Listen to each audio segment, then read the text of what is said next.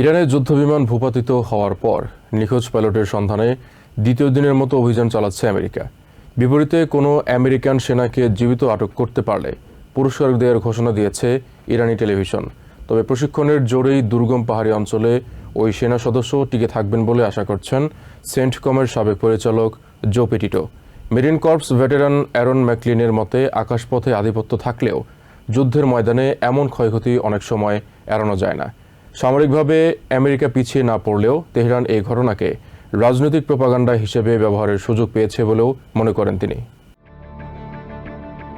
ইরানে শুক্রবার দুটি যুদ্ধবিমান ভূপাতিত হওয়ার পর একজন নিখোঁজ সেনা সদস্যের সন্ধানে অভিযান চালাচ্ছে আমেরিকা।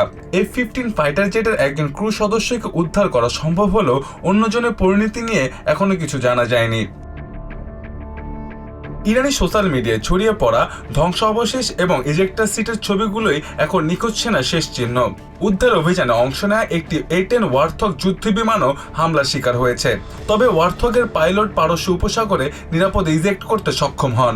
শুক্রবার দক্ষিণ পশ্চিম ইরানের আকাশে উদ্ধার কাজে নিয়োজিত ব্ল্যাক হক হেলিকপ্টারটিও স্থলভাগের গুলিতে ক্ষতিগ্রস্ত হয়েছে, যাতে আহত হয়েছে বেশ কয়েকজন।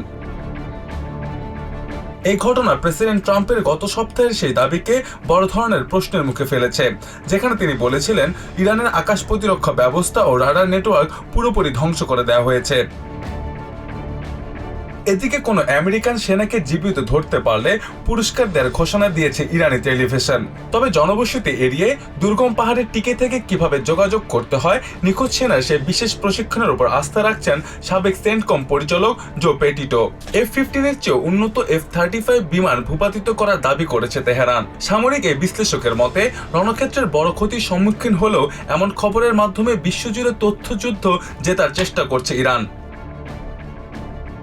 নিখোঁজ ওয়েপন সিস্টেম অফিসারকে ফিরিয়ে আনতে জীবন বাজি রেখে কাজ করছে আমেরিকান বিমান বাহিনীর এলিট ইউনিট PJ বা প্যারা রেস্কিউ ম্যান।